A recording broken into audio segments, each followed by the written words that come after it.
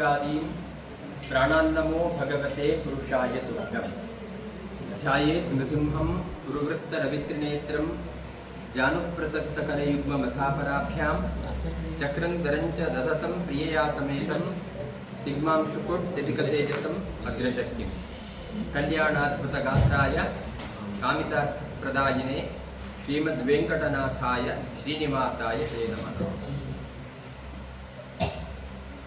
ಆಚಾರ್ಯ ಮಧ್ವರು ಜಗತ್ತಿಗೆ ಕೊಟ್ಟ ದೊಡ್ಡ ತತ್ವಕ್ಕೆ ತತ್ವವಾದ ಅಂತ ಹೆಸರು. ತತ್ವ ಅಂದರೆ ಸತ್ಯ ಅಂತ ಅರ್ಥ.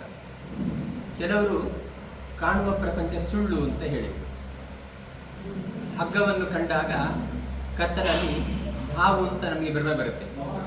ವಸ್ತುತಃ ಅದು ಹಗ್ಗ. ನಮಗೆ ಭ್ರಮೆ ಬರೋದು ಏನು ಅಂತ ಹಾವು ಅಂತ. ಕಪ್ಪೆ ಚಿಪ್ಪನ್ನು ಕಂಡಾಗ ಬೆಳ್ಳಿ ಅಂತ ನಮಗೆ ಭ್ರಮೆ ಬರುತ್ತೆ. ಹಾಗೆ ಹೇಗೆ ಹಗ್ಗ ಸತ್ಯ ಹಾವು ಸುಳ್ಳು, ಹಾಗೆ ಪರಮಾತ್ಮ ಮಾತ್ರ ಸತ್ಯ. ಅವನಲ್ಲಿ ಆರೋಪಿತವಾದದಿಂದ ಪ್ರಪಂಚ ಸುಳ್ಳು ಅಂತ ಕೆಲವರ ವಾದ ಇತ್ತು.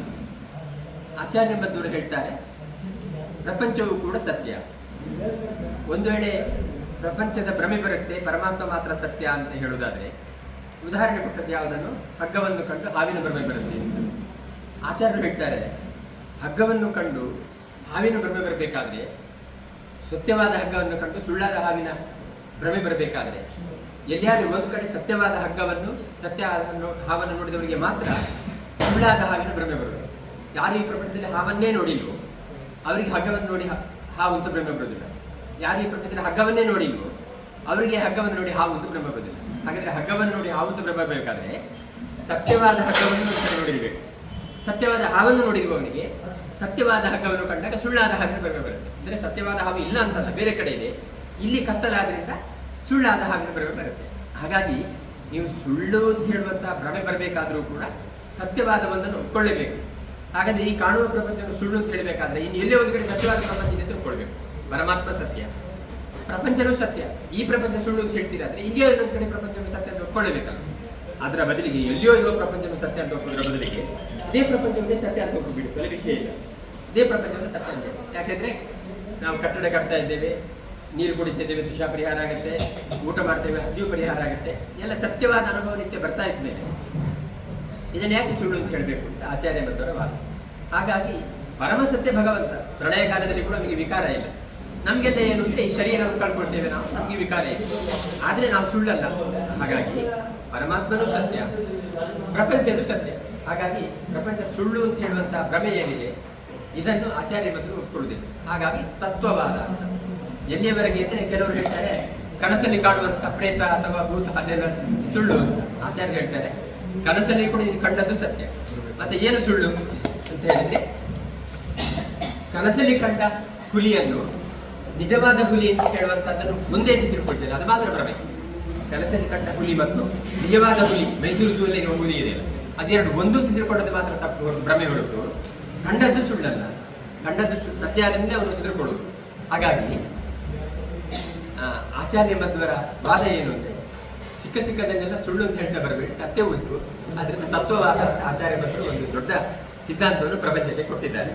ಅಂತಹ ಆಚಾರ್ಯ ಮಧ್ವರು ಬದರಿಕಾಶ್ರಮಕ್ಕೆ ಹೋಗಬೇಕಾದ್ರೆ ಬದರಿಕಾಶ್ರಮದಲ್ಲಿ ವೇದವ್ಯಾಸರಿಗೆ ಸೂತ್ರ ಭಾಷೆಯನ್ನು ಸಮರ್ಪಣೆ ಮಾಡಿದಾಗ ತುಂಬ ಸಂತೋಷ ಆಗಿ ವೇದವ್ಯಾಸರು ಕೈಯಿಂದ ತೆಗೆದು ಒಂದಷ್ಟು ಕಲ್ಲುಗಳನ್ನು ಆಚಾರ್ಯ ಮಧ್ವರಿಗೆ ಕೊಡ್ತಾರೆ, ಮುಷ್ಟಿಯಿಂದ ತೆಗೆದು ಕೊಡ್ತಾರೆ.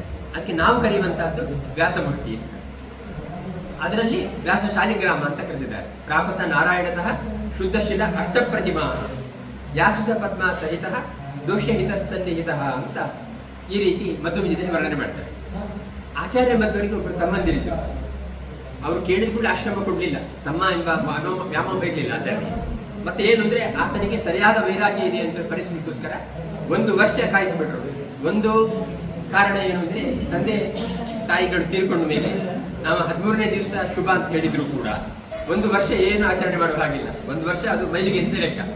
ಹಾಗಾಗಿ ಕೃತಂ ಶುಚಿಂ ಕೃತಪಿತೃಕ್ರಿಯಂ, ತಂದೆಯ ವರ್ಷಾಬ್ದಿ ಮಾಡುವವರೆಗೂ ಕೂಡ ಏನು ಕೊಡಲಿಲ್ಲ. ಆಮೇಲೆ ಶುಚಿ ಆದಮೇಲೆ ಕೊಡಬೇಕಾದ್ದು. ಆದರೂ ಕೂಡ ವೈರಾಗ್ಯ ಎಂಬುದು ನಿಜವಾಗಿ ಇದೆ ಅಂತ ಪರೀಕ್ಷೆ ಮಾಡಲಿಕ್ಕೋಸ್ಕರ ಕಾಯಿಸಿಬಿಟ್ಟು ರಾಮಂ ರಾಮಾನುಜೋಯತ ಅಂತ, ಲಕ್ಷ್ಮಣ ರಾಮನನ್ನು ಹೇಗೆ ಅನುಸರಿಸಿದ್ನೋ ಹಾಗೆ ವಿಷ್ಣುತೀರ್ಥರು, ಪರಮ ವಿರಕ್ತರಾದ ವಿಷ್ಣುತೀರ್ಥರು ಆಚಾರ್ಯ ಮಧ್ವರನ್ನು ಹಿಂಬಾಲಿಸಿಕೊಂಡೇ ಹೋದ್ರಂತೆ. ಕೊನೆಗೊಂದು ದಿವಸ ವಿರಕ್ತಿಯ ಬಗ್ಗೆ ದೃಢತೆ ಬಂದಾಗ ಆಚಾರ್ಯ ಬಂದರು ಅವರಿಗೆ ಆಶ್ರಮವನ್ನು ಕೊಡ್ತಾರೆ. ಕೊಟ್ಟ ಮೇಲೆ ಶ್ರೀ ವಿಷ್ಣು ತೀರ್ಥ ನಾಮಾಸ್ಮಿ ಪ್ರೀತಿ ತೀರ್ಥ ಪ್ರದಾರ್ಥವನ್ನು, ಪ್ರೀತಿ ತೀರ್ಥರು ಅಂದರೆ ಆನಂದ ತೀರ್ಥರು, ಅವರು ವಿಷ್ಣು ತೀರ್ಥರಿಗೆ ಶ್ರೀ ವಿಷ್ಣು ತೀರ್ಥ ಅಂತ ಹೆಸರಿಟ್ಬಿಟ್ರೆ.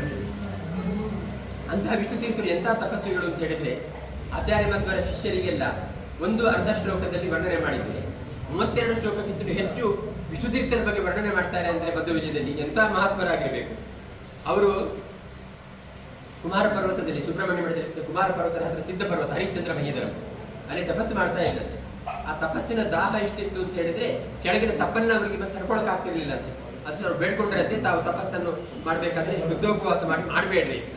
ಕೊನೆಗೆ ಅವರ ಪ್ರಾರ್ಥನೆಯಂತೆ ಪಂಚಗವ್ಯಂ ಪಪೋ ಕಿಂಚಿತ್ ಪಂಚಮೇ ದಿನೇ, 5 ದಿವಸಕ್ಕೊಮ್ಮೆ ಕಿಂಚಿತ್ ಪಂಚಗವ್ಯ, ನಾವಾದ್ರೆ ಬಿಂದಿಗೆ ತಗೊಳ್ತಿದ್ವಿ ಸಿಕ್ಕಿದ್ದೆ ಚಾನ್ಸ್ ಅಂತ. ಆಚಾರ್ಯ ವಿಷ್ಣು ತೀರ್ಥರು ಒಂದು ಸ್ವಲ್ಪ ಮಾತ್ರ ಪಂಚಗವ್ಯವನ್ನು 5 ದಿವಸಕ್ಕೊಮ್ಮೆ ಮಾತ್ರ ತಗೊಳ್ತಾ ಇದ್ರಂತೆ. ಕೊನೆಗೆ ಅದನ್ನು ಬಿಟ್ರಂತೆ. ಬಿಟ್ಟು ಏನು ಮಾಡಿದ್ರು ಅಂತ ಹೇಳಿದ್ರೆ ಬಿಲ್ವಪರ್ಣೈ ಕ್ಷಿತೋಪನ್ನೈ ತೃಪ್ತಿಮಾನ್ ಸಲಿಲೈರತಿ, ತಾನಾಗೆ ಬಿದ್ದ ಬಿಲ್ವದ ಎಲೆ ಅದನ್ನು ಕಿತ್ಕೊಳ್ಳುವುದಲ್ಲ, ಅಲ್ಲಿ ಒಂದು ಜೀವ ಇದೆ, ಹಿಂಸೆ ಆಗಬಾರ್ದು ಅಂತ ತಾನಾಗಿ ಹರಿಯುವ ನೀರು ಇದನ್ನು ತಗೊಂಡು ತಪಸ್ಸು ಮಾಡ್ತಿದ್ರು ಅಂತ. ಆ ತಪಸ್ಸಿನ ಶ್ರೇಯ ಎಷ್ಟಿತ್ತು ಅಂತ ಹೇಳಿದ್ರೆ ನಾದ್ಯಾಸತೆಯಾಂ ಏಕಾಹಂ ದೈವಭಗ್ನಾಸ್ ತಪಸ್ವಿನಃ, ದೈವಭಗ್ನರಾದ ತಪಸ್ವಿಗಳಿಗೆ ಒಂದು ದಿವಸ ಕೂಡ ಇರಲಿಕ್ಕೆ ಸಾಧ್ಯವಿಲ್ಲದಿರುವಂತಹ ಒಂದು ಅದ್ಭುತವಾದ ಶಿಲೆಯಲ್ಲಿ ವಿಷ್ಣು ತೀರ್ಥರು ತಪಸ್ಸು ಮಾಡಿದ್ರಂತೆ. ಅವರ ಬಗ್ಗೆ ಹೇಳ್ತಾ ಕೊನೆಗೆ ಹೇಳ್ತಾರೆ,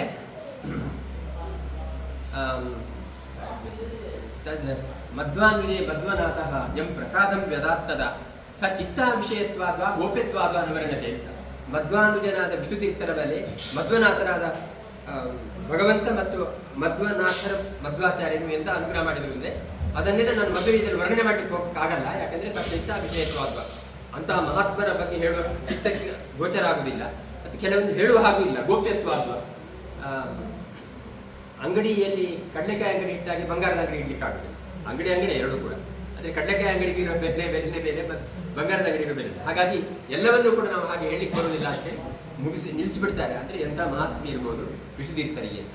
ಅಂತಹ ಆಚಾರ್ಯ ಮಧ್ವರು ಪಟ್ಟಾಭಿಷೇಕ ಮಾಡಿರ್ತಕ್ಕಂಥ ವಿಷ್ಣು ತೀರ್ಥರಿಗೆ 2 ಶಿಷ್ಯರು, ಆ 2 ಕೂಡ ಆಚಾರ್ಯ ಮಧ್ವರಲ್ಲಿ ಪಾಠ ಕೇಳಿದವರು. ವಿಷ್ಣು ತೀರ್ಥರ ಹತ್ರ ಸನ್ಯಾಸಿ ದೀಕ್ಷೆ ಪಡೆದವರು. ಒಬ್ಬರು ವ್ಯಾಸತೀರ್ಥರು, ಇನ್ನೊಬ್ಬರು ಅನಿರುದ್ಧ ತೀರ್ಥರು ಅಂತ. ವ್ಯಾಸತೀರ್ಥರ ಬಗ್ಗೆ ಮಧ್ವವಿಜಯದಲ್ಲಿ ಹೇಳ್ತಾ ಮಧ್ವಕೇರಿ ಶುಕೋಸ್ಯ ಆಗುವುದು ಶಿಷ್ಯೋ ವ್ಯಾಸಪದಾಶ್ರಯ, ಆಚಾರ್ಯ ಮಧ್ವರ ಆಟದ ಗಿಣಿ ಅಂತ. ಇನ್ನು ಅನಿರುದ್ಧ ತೀರ್ಥರ ಬಗ್ಗೆ ಹೇಳಬೇಕಾದ್ರೆ ಇದಕ್ಕಿಂತ ಇಷ್ಟವಾದ ಶಿಷ್ಯರೇ ಇರಲಿಲ್ಲಂತೆ. ಅನಿರುದ್ಧ ಪದಾಧಾರ ಶ್ರೇಷ್ಠ ಶಿಷ್ಯ ತಮಾಯವು ಅಂತ. ತೀವ್ರ ವ್ರತ, ಅತ್ಯಂತ ದೊಡ್ಡ ವ್ರತ ಸಂಪನ್ನರು, ಅತೀಂದ್ರಿಯ ತ್ರಿಕಾಲ ಜ್ಞಾನಿಗಳು, ವಿದ್ಯಾ ಸಮುದ್ರರು, ತರ್ಕ ಪಂಡಿತ, ಬ್ರಹ್ಮತರ್ಕದಲ್ಲಿ ಅದ್ಭುತವಾದ ಪಾಂಡಿತ್ಯ ಇರುವವರು. ಅಂತಹ ಅನಿರುದ್ಧ ತೀರ್ಥರನ್ನು ಮತ್ತು ವ್ಯಾಸ ತೀರ್ಥರನ್ನು ವಿಷ್ಣು ತೀರ್ಥರು ಶಿಷ್ಯರನ್ನಾಗಿ ಪಡೆದರು. ಆಚಾರ್ಯ ಮಧ್ವರ ಶಿಷ್ಯರು, ಅವರ ಹತ್ರ ಪಾಠ ಕೇಳಿದವರು, ದೀಕ್ಷೆ ಪಡೆದದ್ದು ವಿಷ್ಣು ತೀರ್ಥರ ಹತ್ರ. ಹಾಗಾಗಿ ಆ ವಿಷ್ಣು ತೀರ್ಥರ 2 ಶಿಷ್ಯರಲ್ಲಿ ಅನಿರುದ್ಧ ತೀರ್ಥರ ಸುಬ್ರಹ್ಮಣ್ಯ ಮಠದ ಪರಂಪರೆ, ವ್ಯಾಸ ತೀರ್ಥರ ಸೋದೆ ಮಠದ ಪರಂಪರೆ, ಇದೆರಡೂ ಕೂಡ ಒಂದೇ ತಾಯಿ 2 ಮಕ್ಕಳಿದ್ದ ಹಾಗೆ. ಹಾಗೆ ಸುಬ್ರಹ್ಮಣ್ಯ ಮಠದ ಪರಂಪರೆಗೆ ಆಚಾರ್ಯ ಮಧ್ವರು ಕೊಟ್ಟ ವಿಗ್ರಹಗಳು ಯಾವುದು ಅಂತ ಹೇಳಿದ್ರೆ, ಒಂದು ಲಕ್ಷ್ಮೀ ನರಸಿಂಹ. ಸುಬ್ರಹ್ಮಣ್ಯಕ್ಕೆ ಸಂಚಾರಕ್ಕೆ ಬರ್ತಾ ಸುಬ್ರಹ್ಮಣ್ಯದಲ್ಲಿ ಮೊದಲೇ ಒಬ್ಬರು ಬಾಟ ಪರಂಪರೆ ಯತಿಗಳಿದ್ದು, ಆಚಾರ್ಯ ಮಧ್ವರು ಅವರನ್ನು ವಾದದಲ್ಲಿ ಸೋಲಿಸಿದ ಮೇಲೆ ಅವರು ಸಂಸ್ಥಾನ ಕೊಟ್ಬಿಟ್ಟು ಹೋದರು. ಆ ಕಾಲದ ನರಸಿಂಹದೇವರ ವಿಗ್ರಹವು ನಮ್ಮಲ್ಲಿದೆ. ಆಚಾರ್ಯ ಮಧ್ವರಿಗಿಂತ ಮೊದಲು ಬಂದ ನರಸಿಂಹದೇವ ವಿಗ್ರಹವು ನಮ್ಮಲ್ಲಿದೆ. ರಾಜ್ಯ ನರಸಿಂಹ ಅಂತೆಲ್ಲ ಹೇಳ್ತಾರೆ. ಅದನ್ನೆಲ್ಲ ಆಚಾರ್ಯ ಮಧ್ವರು ಪೂಜೆ ಮಾಡಿದ್ದಾರೆ ಮುಟ್ಟಿ. ತಾನಾಗಿ ಕೊಟ್ಟದ್ದು ಯಾವುದು ಅಂತ ಹೇಳಿದ್ರೆ ನರಸಿಂಹದೇವರನ್ನು ನಮಗೆ ಮತ್ತು ಕಾಡೀರು ಮಠಕ್ಕೆ, 2 ಮಠಕ್ಕೆ ನರಸಿಂಹದೇವರನ್ನು ಕೊಟ್ಟರು. ಆಮೇಲೆ ನಮ್ಮ ಮಠಕ್ಕೆ ರುಕ್ಮಿಣಿ ಸತ್ಯಭಾಮ ಸಹಿತ ಪಾಂಡುರಂಗ ಬೆಟ್ಟದ ದೇವರನ್ನು ಕೊಟ್ಟರು. ಆಮೇಲೆ ನಮ್ಮ ಮಠಕ್ಕೆ ವ್ಯಾಸ ಸಂಪುಟವನ್ನು ಕೊಟ್ಟರು. ಈ ಸಂಪುಟದಲ್ಲಿ ಏನಿದೆ ಅಂತ ಹೇಳಿದ್ರೆ 12 ಕ್ಷೇತ್ರ ಲಕ್ಷ್ಮೀನಾರಾಯಣ ಶಾಲಿಗ್ರಾಮ, 144 ಲಕ್ಷ್ಮೀನಾರಾಯಣ ಶಾಲಿಗ್ರಾಮ, 144. ಆಮೇಲೆ 5 ವ್ಯಾಸಮುಷ್ಟಿ, 8ರಲ್ಲಿ 5 ವ್ಯಾಸಮುಷ್ಟಿ ಒಳಗಡೆ ಹಾಕಿದ್ರು. ಒಂದು ಲಕ್ಷ್ಮೀ ನರಸಿಂಹ ಶಾಲಿಗ್ರಾಮ ಒಳಗಡೆ ಹಾಕಿ ಬಂಧನ ಮಾಡಿದ್ರು. ಅದು ಸಂಪುಟ ಅಂತ ಹೆಸರು. ಆಚಾರ್ಯ ಮತ್ತು ಕರಾರ್ಚಿತವಾದ 2 ವಿಗ್ರಹವನ್ನು ವಾದರಾಜರು ತೀರ್ಥ ಪ್ರಬಂಧದಲ್ಲಿ ವರ್ಣನೆ ಮಾಡ್ತಾರೆ. ಒಂದು ಉಡುಪಿಯ ಶ್ರೀಕೃಷ್ಣನನ್ನು ದ್ವಾರಾವತಿಂ ಸಕಲ ಭಾಗ್ಯವತಿಂ ಉಪೇಕ್ಷ್ಯ ಅಂತ ವರ್ಣನೆ ಮಾಡಿದ್ರೆ, ಇನ್ನೊಂದು ಆಚಾರ್ಯ ಕರಾರ್ಚಿತವಾದ ನಮ್ಮ ಮಠದಲ್ಲಿರುವ ದೃಷ್ಟಿ ಹಾಕಿದ ಸಂಪುಟ, ಯತ್ರ ಸಂಪುಟ ಮಸ್ಫೋಟಂ ಕೃಷ್ಣಸ್ಯ ಸ್ಫೋಟಯತ್ಯವ ಅಗ್ರಾಹ್ಯತ್ವಂ ಅದೃಶ್ಯತ್ವಂ ಕಿಪ್ಪುನಸ್ತತ್ರ ಪಂಡಿತಾಃ ಅಭೇದ್ಯಂ ಅತಿಯತ್ನೇನಾಪಿ ಅಸ್ಕಲತ್ಕೃಷ್ಣ ವಿಗ್ರಹಂ ತತ್ಪೂಜಾ ಭಾಜನಂ ಭಾತಿ ಮಾಧ್ವಂ ಹೃದಯ ಸಂಪುಟಂ. ಆಚಾರ್ಯ ಮತ್ತು ಹೃದಯ ಅಂತ ವರ್ಣನೆ ಮಾಡ್ತಾರೆ. ಈ ಸಂಪುಟವನ್ನು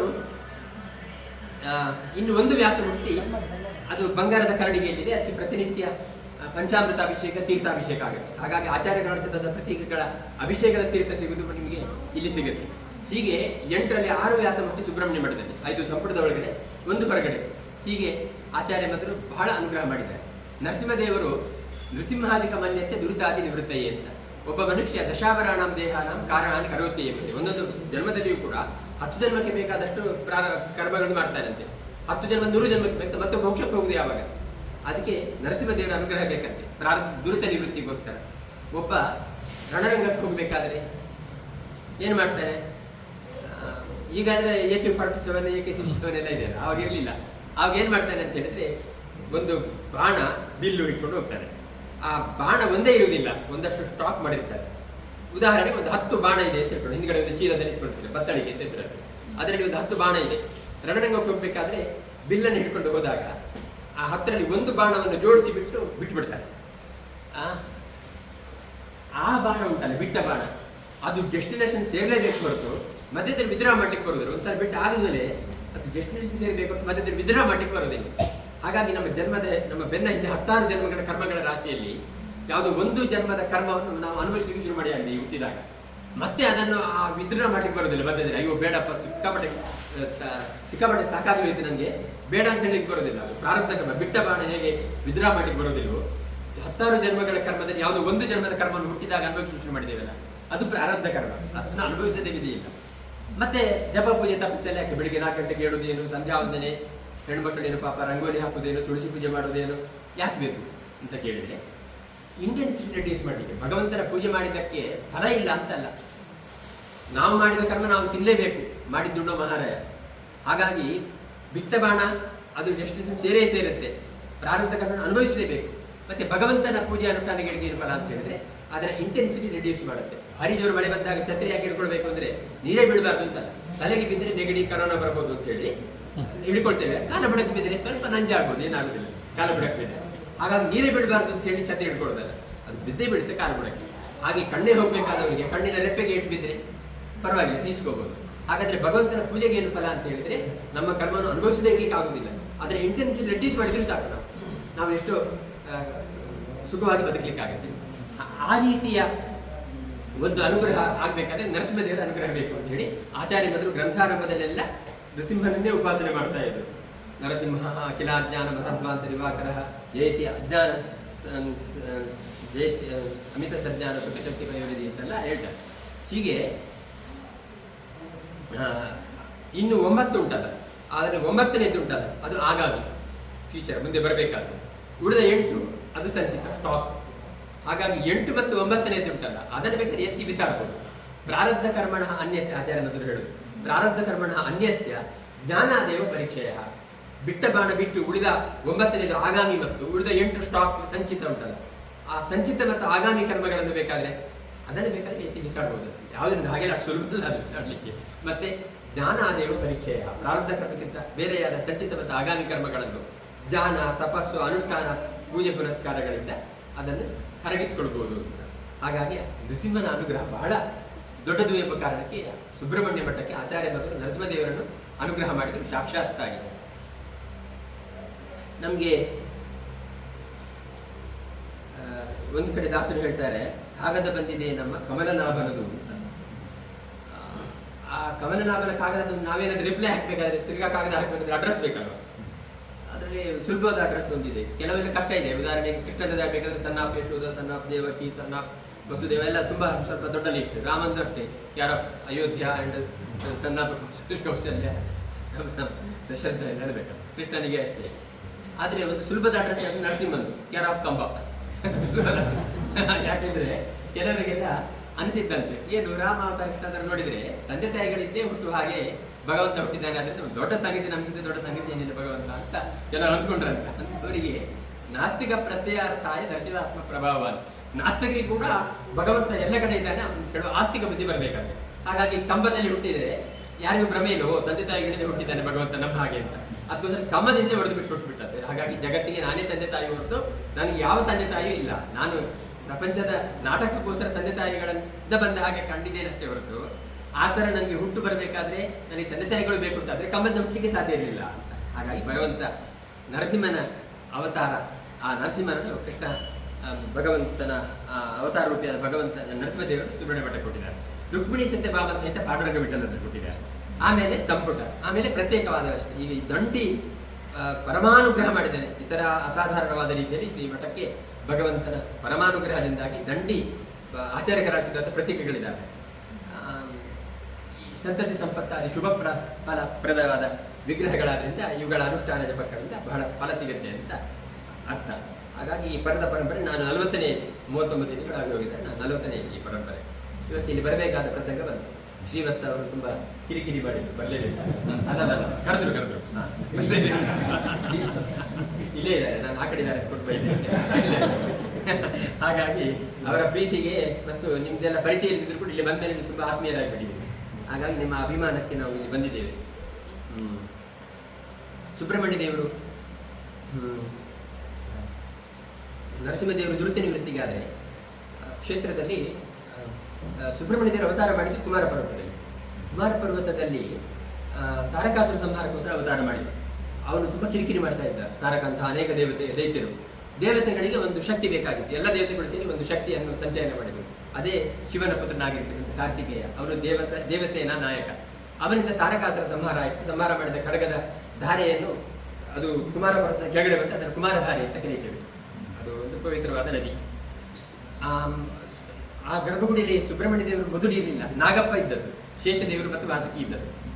ಆಮೇಲೆ ತಕ್ಷಕನಿಂದ ಗರುಡನಿಂದ ತಕ್ಷಕನ ಸಂರಕ್ಷಣೆಗೋಸ್ಕರ ಸುಬ್ರಹ್ಮಣ್ಯ ದೇವರು ಬೆಟ್ಟದಿಂದ ಕೆಳಗಡೆ ಇದ್ದು ಬಂದರು ಅಂತ ಹೇಳ್ತಾರೆ. ಹಾಗಾಗಿ ನೀವು ನೋಡುವ ಗರ್ಭಗುಡಿಯಲ್ಲಿ ಸುಬ್ರಹ್ಮಣ್ಯ ದೇವರಿದ್ದಾರೆ, ವಾಸುಕಿ ಶೇಷ ವಾಸುಕಿ ಸುಬ್ರಹ್ಮಣ್ಯ ದೇವರ 3 ಜನರಿದ್ದಾರೆ. ಇದು 3 ಒಂದೇ ಅಂತ ಅನ್ಕೋಬಾರ್ದು. ನೀವು ಕ್ಷೇತ್ರಕ್ಕೆ ದರ್ಶನ ಮಾಡಬೇಕಾದ್ರೆ ಭ್ರಮೆಯಿಂದ ದರ್ಶನ ಮಾಡೋದಕ್ಕಿಂತ ಯಥಾರ್ಥ ಜ್ಞಾನ ದರ್ಶನ ಮಾಡಿದ್ರೆ ಫಲ ಜಾಸ್ತಿ. ಹಾಗಾಗಿ ಸುಬ್ರಹ್ಮಣ್ಯ ದೇವರು ವಾಸುಕಿಯಲ್ಲಿ ವಿಶೇಷವಾಗಿ ಸನ್ನಿಹಿತರಾಗಿದ್ದುಕೊಂಡು ಅನುಗ್ರಹ ಮಾಡ್ತಾರೆ ಅಂತ ಹೇಳೋದು ಬಿಟ್ಟರೆ, ಸುಬ್ರಹ್ಮಣ್ಯ ದೇವರು ಬೇರೆ, ವಾಸುಕಿ ಬೇರೆ, ಶೇಷ ಬೇರೆ. ಶೇಷದೇವರಿಂದ ಏನು ಅನುಗ್ರಹ ಆಗುತ್ತೆ ಅಂತ ಹೇಳಿದ್ರೆ ಸಂತತಿ ಸಂಪತ್ತು ಮತ್ತು ಆರೋಗ್ಯಕ್ಕೆ ಅಧಿದೇವತೆ. ಯಾರಿಗಾದ್ರೂ ಸಂತತಿ ಆಗುವ ಯೋಗ್ಯತೆ ಇದೆ ಅಂತ ಇಟ್ಕೊಳ್ಳಿ, ಸಂತತಿ ಆಗ್ತಾ ಇಲ್ಲ ಅಂತ ಹೇಳಿದ್ರೆ ಸರ್ಪಶಾಪ ಪ್ರತಿಬಂಧಕ ಅಂತ ಆದ್ರೆ ಸುಬ್ರಹ್ಮಣ್ಯಕ್ಕೆ ಹೋಗಿ ಶೇಷ ವಾಸುಕಿ ಸುಬ್ರಹ್ಮಣ್ಯ ದೇವರು ಪ್ರಾರ್ಥನೆ ಮಾಡಿದ್ರೆ ಪ್ರತಿಬಂಧಕ ದೋಷ ನಿವೃತ್ತಿಯಾಗಿ ಸಂತತಿ ಆಗುತ್ತೆ. ಸಂತತಿ ಮಾತ್ರ ಅಲ್ಲ, ಕೆಲವರು 10 ತಡಿತಾರೆ ನೋಡಿ, ಮತ್ತೆ ಸ್ಮಗ್ಲಿಂಗ್ ಮಾಡ್ಕೊಂಡು ಕೊತ್ಕೊಂಡು ಬದುಕ್ತಾರೆ. ಹಾಗಲ್ಲ, ಸಂತತಿ ಆದ್ಮೇಲೆ ಒಳ್ಳೆ ಸಂಪತ್ತು ಬೇಕು ಅವ್ರನ್ನ ಚೆನ್ನಾಗಿ ಮೇಂಟೈನ್ ಮಾಡಿ. ಆ ಸಂಪತ್ತಿಗೂ ಅಧಿದೇವತೆ ನಾಗಪ್ಪನೇ. ಹಾಗಾಗಿ ಸರ್ಪ ಪ್ರೀತಿ ಅವಶ್ಯಮೇವ ಕರಣೀಯ ಆರೋಗ್ಯ ಪುತ್ರಾಪ್ತಿ.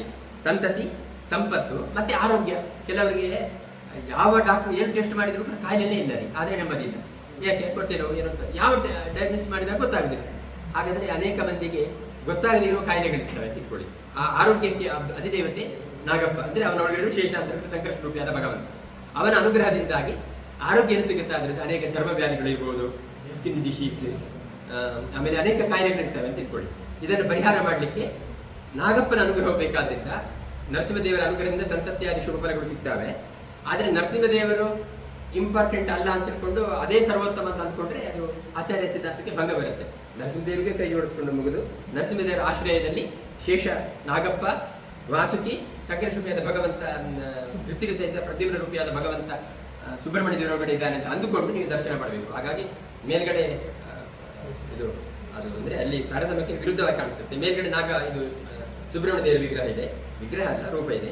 ಅದರ ನಂತರ ವಾಸುಕಿ ಇದೆ, ಕೆಳಗಡೆ ಶೇಷದೇವರಿದೆ. ಇದಾಗಲೂ ಶೇಷ, ವಾಸುಕಿ, ಸುಬ್ರಹ್ಮಣ್ಯ ಇರಬೇಕು. ಇದೆ, ಪರವಾಗಿಲ್ಲ. ಅಂತೂ ಅನುಸಂಧಾನ ನಿಮ್ಮಲ್ಲಿದ್ದರೆ ಹೆಚ್ಚು ಫಲ ಕೊಡ್ತಾರೆ ದೇವರು. ಹಾಗಾಗಿ ಆ ರೀತಿಯ ಅನುಸಂಧಾನ ನಿಮಗೆ ಬಹಳ ಮುಖ್ಯ. ಹಾಗಾಗಿ ನೀವು ಸುಬ್ರಹ್ಮಣ್ಯಕ್ಕೆ ಬಂದಾಗ ನೀವು ಅನುಸಂಧಾನ ಇಟ್ಕೊಂಡು ನಮಸ್ಕಾರ ಮಾಡಿರಿ, ಇನ್ನೂ ಹೆಚ್ಚು ಫಲ ಕೊಡ್ತಾರೆ ದೇವರು. ಪ್ರತಿನಿತ್ಯವೂ ಕೂಡ ನಾವು ಶ್ರೀನಿವಾಸ ಕಲ್ಯಾಣ ಮಾಡಲಿಕ್ಕೆ ಬರುತ್ತೆ. ಯಾವುದೋ ಒಂದು ಅನಾಥ ಮಕ್ಕಳಿಗೆ, ಹೆಣ್ಣು ಮಕ್ಕಳಿಗೆ, ಗಂಡು ಮಕ್ಕಳಿಗೆ ಮದುವೆ ಮಾಡಿಸಿದ್ರೆ ಬಹಳ ಪುಣ್ಯ ಅಂದ್ಕೊಳ್ಳೋರು.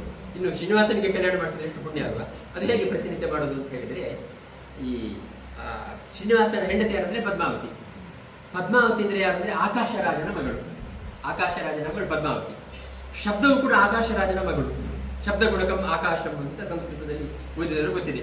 ಶಬ್ದ ಎಂಬುದು ಆಕಾಶದ ಗುಣ. ಹಾಗಾಗಿ ನಾವು ಹಿಂದೆ ಹೋದ್ರೆ ಕೃಷ್ಣ ಭಗವದ್ಗೀತೆ ಉಪದೇಶ ಮಾಡಿದ ಶಬ್ದವು ಕೂಡ ಆಕಾಶದಲ್ಲಿದೆ. ಅದನ್ನು ಕಂಡುಹಿಡಿದ ಇನ್ಸ್ಟ್ರೂಮೆಂಟ್ ನಮ್ಮ ಹತ್ರ ಇಲ್ಲ ಅಷ್ಟೇ, ಅದು ಶಬ್ದ ಇದೆ ಆಕಾಶದಲ್ಲಿರುವ ಗುಣ.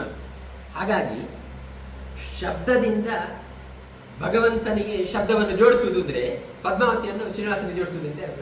ಹಾಗಾಗಿ ಒಳ್ಳೆಯ ಶಬ್ದವನ್ನು ಭಗವಂತನಲ್ಲಿ ಪ್ರಯೋಗ ಮಾಡುವುದು ಅಂತ ಹೇಳಿದ್ರು ಒಂದೇ, ಶ್ರೀನಿವಾಸನಿಗೆ ಆಕಾಶರಾಜನ ಮಗಳನ್ನು ಮದುವೆ ಮಾಡಿಕೊಡುವುದು ಅಂತ ಬಂದೆ. ಹಾಗಾಗಿ ಬೆಳಿಗ್ಗೆ ಎದ್ದೆದ್ದು ಆ ಮಗ ಈ ಮಗ ಬೈದ್ರ ಬದಲಿಗೆ ಒಳ್ಳೆಯ ಶಬ್ದವನ್ನು ಭಗವಂತನಲ್ಲಿ ಪ್ರಯೋಗ ಮಾಡಿದ್ರೆ, ವಿಶ್ವಂಗರು ಚಟ್ಕಾರ ಅಂತ ವೆಂಕಟೇಶ ವಾಸುದೇವ ಅಂತ ಪ್ರಯೋಗ ಮಾಡಿದ್ರೆ ಪ್ರತಿನಿತ್ಯ ಶ್ರೀನಿವಾಸ ಕಲ್ಯಾಣ ಮಾಡಿದ ಪುಣ್ಯ. ಶ್ರೀನಿವಾಸನಿಗೆ ಪದ್ಮಾವತಿಯನ್ನು ಕೊಟ್ಟು ಮದುವೆ ಮಾಡಿಸಿದ್ದು. ಅರ್ಥಾತ್ ಆಕಾಶರಾಜನ ಮಗುವಾದ ಶಬ್ದವನ್ನು ಶ್ರೀನಿವಾಸನಿಗೆ ಕೊಡುವುದು, ಅರ್ಥಾತ್ ಶಬ್ದವನ್ನು ಶ್ರೀನಿವಾಸನ ಪ್ರಯೋಗ ಮಾಡುವುದು. ಇದೇ ಶ್ರೀನಿವಾಸ ಕಲ್ಯಾಣ. ಇನ್ನೊಂದು ಲಕ್ಷ್ಮೀನಾರಾಯಣ ವಿವಾಹ, ಅದು ಬಹಳ ಸುಲಭ, ಕಷ್ಟ ಅದು, ಆದ್ರೂ ಸುಲಭ. ನಮ್ಗೆ ಅದು ಕೊಬ್ಬು ಏನಂದ್ರೆ ಲಕ್ಷ್ಮೀನಾರಾಯಣ ನಾನೇ ವಿವಾಹ ಮಾಡಿಸ್ಬಿಡ್ತೇನೆ. ಅದು ಹೇಗೆ ಅಂತ ಹೇಳಿದ್ರೆ, ಆಕಾಶದ ಸಮುದ್ರ ಮಥನ ಮಾಡಿದಾಗ ಕ್ಷೀರಸಾಗರ ದಿಂದ ಮಹಾಲಕ್ಷ್ಮಿ ಅವತಾರ ಆಯಿತು. ಅವತಾರದ ಸೌಂದರ್ಯದ ರಾಶಿ ಅವಳು, ಅದ್ಭುತ ಸೌಂದರ್ಯ. ಅವಳಿಗೆ ಸ್ವಯಂವರ ಮಾಲಿಕೆ ಇಟ್ಕೊಂಡಂತೆ ಕೈಯಲ್ಲಿ ಇಟ್ಕೊಂಡು ಎಲ್ಲಾ ದೈತ್ಯರು ಓಡಿ ಬಂದ್ರಂತೆ, ನನಗೆ ಹಾಕು ನನಗೆ ಹಾಕು ನನ್ನ ಕೊರಳಿಗೆ ಹಾಕು ಅಂತ ಕತ್ತು ಬಗ್ಗಿಸಿದ್ರಂತೆ. ದೇವತೆಗಳಿಗೆ ಒತ್ತು ಕಳಿಸ್ಬಿಟ್ಟು ಕಳಿಸಿಬಿಟ್ಟು ಆ ಹಾರವನ್ನು ನಾರಾಯಣನಿಗೆ ಹಾಕಿಸ್ಬಿಟ್ಟಿರುತ್ತೆ. ಲಕ್ಷ್ಮಿಯ ಹಾರವನ್ನು ನಾರಾಯಣನಿಗೆ ಹಾಕಿಬಿಟ್ಟು ಲಕ್ಷ್ಮೀ ನನ್ನ ವಿವಾಹ ಮಾಡಿಸ್ಬಿಟ್ರೆ. ನಮ್ಮಲ್ಲಿಯೂ ಅಷ್ಟೇ, ಲಕ್ಷ್ಮಿ ಬಂದಾಗ, ಸಂಪತ್ತು ಬಂದಾಗ ಆ ಬೇರೆ ಬೇರೆ ಕಲರಿನ ಬೋರ್ಡ್ಗಳು ಎಲ್ಲ ಬರ್ತವೆ. ನನ್ನ ಹತ್ರ ಬಾ, ನನ್ನ ಹತ್ರ ಬಾ ಅಂತ ಸಂಪತ್ತು, ದುಶ್ಚಟಗಳೆಲ್ಲ ಉಂಟಲ್ಲ ಅದೆಲ್ಲ ಅದರದ್ದೇ ಸರ್ಕಾರ ನೋಡಿದ್ದೀವಿ. ಹಾಗಾಗಿ ಟ್ಯಾಕ್ಸ್ ಜಾಸ್ತಿ ಮಾಡೋದು ಅಂತಹದ್ದೆಲ್ಲ ಬರುತ್ತಂತೆ. ಇದು ಯಾವ್ದದ್ದು ಜೂಜಾಟದ್ದು ಮತ್ತೆ ಆ ಕುಡಿಯಬಾರದು ಕುಡಿಯುವಂಥದ್ದೆಲ್ಲ ಸಂಪತ್ತು ಬಂದಾಗೆಲ್ಲ ಈ ದೈತ್ಯರು ಓಡಿ ಬರ್ತಾರೆ, ನನ್ನ ಹತ್ರ ಬಾ ನನ್ನ ಹತ್ರ ಬಾ ಅಂತ. ಆವಾಗ ಆ ದೈತ್ಯರನ್ನ ನಿರಾಕರಣೆ ಮಾಡಿ ಆ ಸಂಪತ್ತನ್ನು, ಲಕ್ಷ್ಮಿಯನ್ನು ನಾರಾಯಣನಿಗೆ ಕೊಟ್ಟಾಗಿ ಸಂಪತ್ತನ್ನು ಧರ್ಮಕ್ಕೆ ವಿನಿಯೋಗ ಮಾಡುವುದು, ಸದ್ವಿನಿಯೋಗ ಮಾಡಬೇಕು. ಹಾಗಾಗಿ ಧರ್ಮ ಕರ್ಮಗಳಿಗೆ ಸಂಪತ್ತಿನ ವಿನಿಯೋಗ ಆದ್ರ ಮುಂದೆ ಲಕ್ಷ್ಮೀನಾರಾಯಣರ ವಿವಾಹ ಅಂದ್ರೆ ಬಂತು. ಅರ್ಥಾತ್ ದುಶ್ಚಟ ದುರ್ವಿನಿಯೋಗಗಳು, ರಾಕ್ಷಸರು ಮಹಾಲಕ್ಷ್ಮಿಯ ಹತ್ರ ಕೊರಳಿಗೆ ಮಾಲೆ ಹಾಕುವಂತ ಬಂದ ಹಾಗೆ ನಮ್ಮ ಹತ್ರ ಮಹಾಲಕ್ಷ್ಮಿ ಬಂದಾಗ, ಸಂಪತ್ತು ಬಂದಾಗ ದುಶ್ಚಟ ದುರ್ವ್ಯಸನಗಳು ಆರಾಮಾಗಿ ಓಡಿ ಬರ್ತಾರಂತೆ. ನಮ್ಮಲ್ಲಿ ಸಾತ್ವಿಕ ಗುಣವಾದ ದೈವಿ ಶಕ್ತಿ ನಮ್ಮ ಹತ್ರ ಇದ್ರೆ ಅದನ್ನು ಗೊದ್ದು ಓಡಿಸಿಬಿಟ್ಟು ಆ ಲಕ್ಷ್ಮಿಯನ್ನು ನಾರಾಯಣನಿಗೆ ಕೊಟ್ಟರು ಹಾಗೆ ಸಂಪತ್ತನ್ನು ಸದ್ವಿನಿಯೋಗ ಮಾಡ್ತೇವೆ. ಯಾವುದಾದ್ರೂ ಒಳ್ಳೆಯ ಕೆಲಸಕ್ಕೆ ನಾವು ವಿನಿಯೋಗ ಮಾಡ್ತೇವೆ. ಹಾಗಾಗಿ ಪ್ರತಿನಿತ್ಯವೂ ಕೂಡ ನೀವು ಲಕ್ಷ್ಮೀನಾರಾಯಣ ವಿವಾಹ ಮಾಡಿಬಿಟ್ರೆ ಭಾರಿ ದೊಡ್ಡ ಪುಣ್ಯ. ಇದು ಬಹಳ ಕಷ್ಟದ ಕೆಲಸ, ನಿಮ್ಮ ಸಂಪತ್ತನ್ನು ಸದ್ವಿನಿಯೋಗ ಮಾಡಿದ್ರೆ ಆಯ್ತು. ಹಾಗಾಗಿ ಲೇಟ್ ಆಯ್ತು ಸ್ವಾಮಿಗಳಿಗೆ, ಗೊತ್ತಾಯ್ತು. ನೀವೆಲ್ಲ ತುಂಬ ಶ್ರದ್ಧೆಯಿಂದ ಬಂದಿದ್ದೀರಿ. ಈ ಊರಿಗೆ ಬರಲಿಕ್ಕೆ ತುಂಬ ಸಂತೋಷ ಆಯಿತು. ಸೀಮಿತವಾದ ಬ್ರಹ್ಮ ಸಮಾಜ ಇಲ್ಲಿ ಇದೆ. ಬ್ರಾಹ್ಮಣರ ಸಮಾಜಕ್ಕೆ ಬೇಕಾದಷ್ಟು ಬದ್ಧತೆ ಇದೆ. ನಮ್ಮಲ್ಲಿ ಬೆಳಿಗ್ಗೆ ಬೇಗ ಹೇಳಬೇಕು ಅಂತಿದೆ, ಜಪ ಪೂಜಾದಿಗಳನ್ನು ಮಾಡಬೇಕು ಅಂತಿದೆ. ಧಿಯೋಯನ ಪ್ರಚೋದಯಾತು, ಒಳ್ಳೆಯ ಬುದ್ಧಿಗೆ ಪ್ರಚೋದನೆ ಕೊಡಬೇಕು ಭಗವಂತ. ನಮ್ಮ ಬುದ್ಧಿ ಕೆಟ್ಟ ಕಡೆ ಹೋಗಬಾರ್ದು ಅಂದರೆ ಪ್ರತಿಯೊಬ್ಬ ಬ್ರಾಹ್ಮಣನು ಕೂಡ ವಿಶ್ವಾಮಿತ್ರ ಗಾಯತ್ರಿ ಮಂತ್ರ ಜಪ ಮಾಡಲೇಬೇಕು. ಕುಡಿಯಾದ ನವ ಕುಡಿಯಾದ ಮೈತ್ರೋ ಬ್ರಾಹ್ಮಣ ಅವಶ್ಯತೆ. ಹಾಗಾಗಿ ಬೇರೆ 1000 ಜಪ ಮಾಡಲಿಕ್ಕೆ ನಿಮ್ಗೆ ಆಗದೇ ಇದ್ರು ಕೂಡ ವಿಶ್ವಾಮಿತ್ರ ಗಾಯತ್ರಿ ಜಪ ಮಾಡಿದ್ರೆ ಗೋವಿಂದ ಅಂತ ಅಂದರೆ ಮಾಡಲೇಬೇಕು. 10 ಗರಿಷ್ಠ ಹೊತ್ತಿಗೆ 1000, ಆಗದಿದ್ರೆ 100 ಸಹಸ್ರ ಪರಮಾಂ ದೇವಿ, ಶತ ಮಧ್ಯಂ, ದಶ ಅವರಾಮ್. ಕನಿಷ್ಠ ಅಂದ್ರೆ ಎಷ್ಟು? 10. ಅದು ಆಗಿದ್ರೆ ಜನಿವಾರ ಮೊಳೆಯಲ್ಲಿ ಹೋಗ್ಬೋದು. ಯಾಕೆಂದ್ರೆ ಅದಕ್ಕೆ ರಿಯಾಯಿತಿ ಕೊಡಲೇ ಇಲ್ಲ ಅಂತಿದ್ರೆ ಕಡಿಮೆ. ಹಾಗಾಗಿ ಪ್ರತಿಯೊಬ್ಬ ಬ್ರಾಹ್ಮಣರು ಕೂಡ ಗಾಯತ್ರಿ ಜಪ ಮಾಡಬೇಕು. ಗಾಯತ್ರಿ ತ್ರಿಗುಣಂ ವಿಷ್ಣು ಧ್ಯಾನ ಅಷ್ಟಾಕ್ಷರಂ ಜಪ ಇದೆ. ಮಾಧ್ವರಿಗೆ ಇನ್ನೊಂದು ವಿಶೇಷ ವಿಧಿ ಹೇಳಿದ್ದಾರೆ ಆಚಾರ್ಯ ಬದ್ಧರು. ಒಂದು ಗಾಯತ್ರಿಗೆ 3 ಅಷ್ಟಾಕ್ಷರ ಮಂತ್ರ ಜಪ ಮಾಡ್ರಿ ಅಂತ. ಇನ್ನು ಕೃಷ್ಣ ಮಂತ್ರ, ನರಸಿಂಹ ಮಂತ್ರ ಉಪದೇಶ ಇದ್ರೆ ಮಾಡ್ರಿ. ಮೊದಲು ಇದನ್ನು ಬಿಟ್ಬಿಟ್ಟು ಅದನ್ನು ಮಾಡ್ಬೇಕು. ಇದನ್ನು ಮಾಡಿ ಅದನ್ನು ಮಾಡಿ, ಎಡಿಷನ್ ಅಂತ ಆಗಿರ್ಬೇಕಷ್ಟೇ ಹೊರತು ಅದೇ ಮುಖ್ಯ ಅಂತ ಹೇಳಿ ಇದನ್ನು ಬಿಟ್ಬಿಡ್ಬಾರ್ದು. ಹೀಗೆ ಹೆಣ್ಣು ಮಕ್ಕಳಿಗೆ ಬೆಳಿಗ್ಗೆ ಎದ್ದು ದೇವರಿಗೆ ಈ ನಮ್ಮಲ್ಲಿ 2 ಕ್ರಮ ಇದೆ, ಒಂದು ಯಜ್ಞ, ಇನ್ನೊಂದು ಪೂಜೆ ಇಲ್ಲ. ಪೂಜೆ ಅಂದರೆ ಏನಂದ್ರೆ, ಹಿಂದಿನ ದಿವಸ ಧಾರಾವಾಹಿ ನೋಡುವಾಗಲೇ 12:30 ಆಗಿದೆ. ಹೆಣ್ಣು ಮಗಳು ಮನೆ ಹೇಳುವಾಗ ಲೇಟು. ಗಂಡನಿಗೆ ನೌಕರಿಗೆ ಹೋಗ್ಬೇಕಲ್ಲ, ತುಂಬಾ ಅರ್ಜೆಂಟ್ ಇದೆ. ಹಾಗಾಗಿ ಅವನೇ ಬೆಳಿಗ್ಗೆ 4 ಗಂಟೆಗೆ ಹೇಳ್ತಾನೆ, ಎದ್ದು ದೇವ್ರ ಮನೆ ಸಾರಿಸ್ತಾನೆ. ಆಮೇಲೆ ಅವನೇ ತಂದು ಪುಷ್ಪವನ್ನು ತರ್ತಾನೆ, ಅವನೇ ತುಳಸಿ ತರ್ತಾನೆ, ಅವನೇ ಆರತಿಗೆ ಬತ್ತಿ ಹಾಕ್ತಾನೆ. ಪೂಜೆ ಮಾಡ್ತಾ ಅವನೇ ಕಾಯಿ ಹೊಡೆದು ಅವನೇ ನೈವೇದ್ಯ ಮಾಡಿ ಪೂಜೆ ಎಲ್ಲ ಮುಗಿದ್ಮೇಲೆ ಜಾಗಟೆ ಬಿಡ್ತಾನೆ. ಯಾಕಂದ್ರೆ ಆಗ ಆರತಿ ಮಾಡಿದ್ರೆ ಜಾಗಟೆ ಬಿಡಿದ್ರೆ ಆಗುದಿಲ್ಲ. ಜಾಗಟೆ ಬಡಿದಿದ್ರೆ ಪಕ್ಕದ ಮನೆಗೆ ಹೇಳ್ತಾರೆ, ಇವತ್ತೇನು ಭಟ್ರ ಮನೆಗೆ ಪೂಜೆನೇ ಆಗಿಲ್ಲ, ಅದಕ್ಕೆ ರಗಳೆ ಬೇಡ ಅಂತ ಎಲ್ಲ ಪೂಜೆ ಮುಗಿದ್ರೆ ಜಾಗಟೆ ಬಿಡ್ತಾರೆ. ಇದು ಪೂಜೆ. ಯಜ್ಞ ಅಂದ್ರೆ ಏನು ಗೊತ್ತಾ? ಯಜ್ಞ ಅಂದ್ರೆ ಯಜದೇವ ಪೂಜೆ ಸಂಗತೀಕರಣವಾಯಿತು. ಸಂಗತೈಕೀಕರಣ. ಮನೆ ಯಜಮಾನ ಬೇಗ ಹೇಳ್ತಾಳೆ, ಸ್ನಾನಕ್ಕೆ ಹೇಳ್ತಾಳೆ, ಹೆಂಡತಿ ದೇವರ ಮನೆ ಸಾರಿಸ್ತಾಳೆ, ಮಗಳು ಹೋಗಿ ಪುಷ್ಪ ತರ್ತಾಳೆ, ಮಗ ಹೋಗಿ ತುಳಸಿ ತರ್ತಾಳೆ. ಆಮೇಲೆ ಹೆಂಡತಿ ಕಾಯಿ ಹೊಡೆದಿಡ್ತಾಳೆ, ಹೆಂಡತಿ ಆರತಿಗೆ ಬತ್ತಿ ಹಾಕ್ತಾಳೆ, ಯಜಮಾನಿಗೆ ಬತ್ತಿ ಇಡುವುದಲ್ಲ, ಆರತಿಗೆ ಬತ್ತಿ ಇಡ್ತಾಳೆ. ಆಮೇಲೆ ಯಜಮಾನ ಪೂಜೆ ಮಾಡ್ತಾನೆ, ಗಂಡು ಮಗು ಜಾಗಟೆ ಬೆಳೆಯುತ್ತೆ, ಹೆಣ್ಣು ಮಗಳು ಶಾಖೆ ಹೋಗ್ತಾಳೆ, ಎಲ್ಲರೂ ಸೇರಿ ಪೂಜೆ ಆಯ್ತಲ್ಲ, ಇದಕ್ಕೆ ಯಜ್ಞ ಅಂತ ಹೆಸರು. ಕೆಲವು ಹೆಣ್ಣು ಮಕ್ಕಳಿಗೆ ಬೇಜಾರಾಗ್ತದೆ. ಏನಂದ್ರೆ, ನಾವು ಈ ದಿವಸ ರೆಡಿ ಮಾಡಿ ಕೊಡುದು, ಇವರು ಬಹಳ ದೊಡ್ಡ ಮನುಷ್ಯರಾಗಿ ಸ್ನಾನ ಮಾಡಿದ್ರು, ಕಚ್ಚೆ ಬಂಡಿ ಉಟ್ಕೊಂಡ್ರು, ಆರತಿ ಮಾಡಿದ್ರು, ಪುಣ್ಯ ಎಲ್ಲ ಅವರಿಗೆ, ಕಷ್ಟ ಎಲ್ಲ ನಮ್ಗೆ ಅಂತ ಅನ್ಕೊಳ್ತೀವಿ. ಆದ್ರೆ ಸಣ್ಣ ಸಣ್ಣ ಕೆಲಸ ಅಂದ್ರೆ ಭಾರಿ ಪುಣ್ಯ ನಿಮ್ಗೆ. ಸಣ್ಣ ಸಣ್ಣ ಕೆಲಸ. ಕೃಷ್ಣ ರಾಶಿಯಾಗ ಆದ್ಮೇಲೆ ಅಲ್ಲಿ ಬಹಳ ದೊಡ್ಡ ಪಂಕ್ತಿ ಊಟ ಕೂತಿದ್ರಂತೆ. ಈಗ ಕಚ್ಚೆ ಪಂಚೆ ಎತ್ಕೊಂಡು ಅದು ಸಾರು ಅಲ್ಲಿ ಹೋಗ್ಲಿ, ಹುಡಿಯಾಗಿ ಹೋಗ್ಲಿ ಅಂತ ಪಾರ್ವತ್ಯಕರ ಕೆಲಸ ಮಾಡಿದ್ದಲ್ಲ. ಎಲ್ಲ ಆದ್ಮೇಲೆ ಎಂಜಲ್ ಇರ್ತಿದ್ರಂತೆ, ಎಂಜಲಿಲ್ಲ.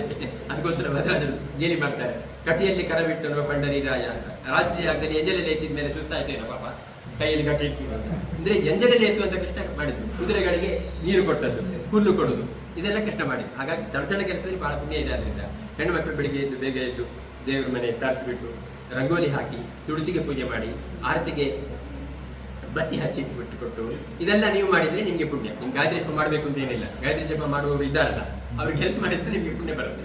ಹಾಗಾಗಿ ಈಗ ಗಂಡಸರು ಗಾಯತ್ರಿ ಜಪ ಮಾಡಿದ್ರೆ ಹೆಣ್ಮಕ್ಳು ಶುರು ಮಾಡಿದ್ದಾರೆ ಗಾಯತ್ರಿ ಜಪ ಉಲ್ಟಾಗಿ ಮಾಡಿದೆ. ಹಾಗಾಗಿ ಅವರವರಿಗೆ ಅವರವರ ಜವಾಬ್ದಾರಿಯನ್ನು ಕೊಟ್ಬಿಟ್ರೆ ಹೆಣ್ಮಕ್ಳಿಗೆ ಒಳ್ಳೆಯ ಸಂಸ್ಕಾರ ಬರುತ್ತೆ ಮನೆಯಲ್ಲಿ, ಅವರು ನಮ್ಮವರನ್ನೇ ಮದುವೆ ಆಗ್ತಾರೆ. ಇಲ್ಲಾಂದ್ರೆ ಬಹಳ ಕಷ್ಟ ಆಗುತ್ತೆ ಮುಂದಿನ ದಿನಗಳಲ್ಲಿ. ಅದಕ್ಕೋಸ್ಕರ ನೀವು ಆದಷ್ಟು ಮನೆಯಲ್ಲಿ ಒಳ್ಳೆಯ ಸಂಸ್ಕಾರ ಇಟ್ಕೊಳ್ಬೇಕು. ಬ್ರಾಹ್ಮಣ ಸಮಾಜಕ್ಕೆ ದೊಡ್ಡ ಜವಾಬ್ದಾರಿ ಇದೆ, ಅದನ್ನು ಮಾಡಿ ಆವಾಗ ನಮ್ಮ ಸಮಾಜ ಗಟ್ಟಿ ಉಳಿಯುತ್ತೆ ಅಂತ ಹೇಳ್ತಾ ನನಗೂ ಸ್ವಲ್ಪ ತುರ್ತಾಗಿ ದೂರ ಹೋಗಿದ್ದರಿಂದ ಇಷ್ಟಕ್ಕೆ ಮಾತು ಮುಗಿಸ್ತೇನೆ. ನಿಮ್ಗೆಲ್ಲರಿಗೂ ಭಗವಂತ ನಮ್ಮ ಆರಾಧ್ಯ ಮೂರ್ತಿ ಲಕ್ಷ್ಮೀ ನರಸಿಂಹ, ರುಕ್ಮಿಣಿ ಪಾಂಡುರಂಗ ವಿಠಲ, ಸಂಪುಟ ವ್ಯಾಸಮೂರ್ತಿ, ನಮ್ಮ ಕ್ಷೇತ್ರದ ಅಧಿದೇವತೆಯಾದ ಸುಬ್ರಹ್ಮಣ್ಯ, ನಾಗಪ್ಪ, ವಾಸುಕಿ ಎಲ್ಲರ ಅನುಗ್ರಹ ನಿಮ್ಗೆ ಇರಲಿ ಅಂತ ಹೇಳ್ತಾ ನಮ್ಮ ಮಾತನ್ನು ಮುಗಿಸ್ತೇನೆ.